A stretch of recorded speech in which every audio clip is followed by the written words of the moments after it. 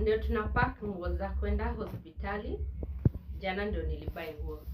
So hii bag nataka kupack my vitu zangu. Ni pack cotton. Cotton inahitajika. Hizi pad zenyewe zinaenda na I don't know hiyo iko wapi, na wipes, itahitaji wipes. Hizi breast pump. Sasa okay, breast pump sijui ama nafaa niende nazo, but nitaenda nazo just in case. Most important document za hosi.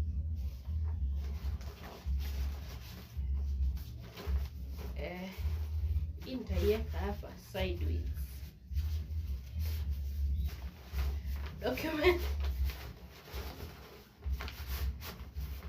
Document za hosi.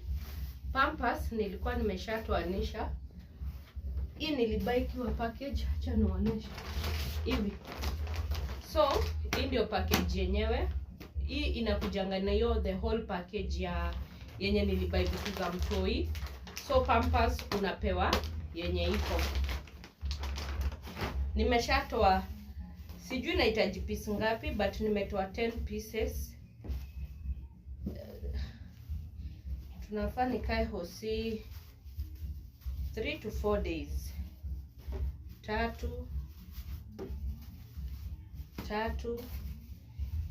Si uko sure natumianga piece ngapi. So nimebeba 10 piece. In case ziishe tutaongezea tu. Aka ni kama Macintosh kenye kana kuja na hii bag. Pia nakahitaji hapa ndani. Hizi Pampers nataka kuziweka hapa.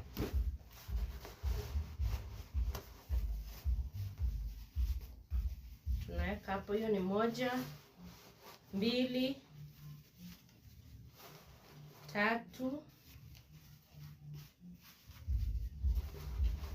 4. Hai, imetosha.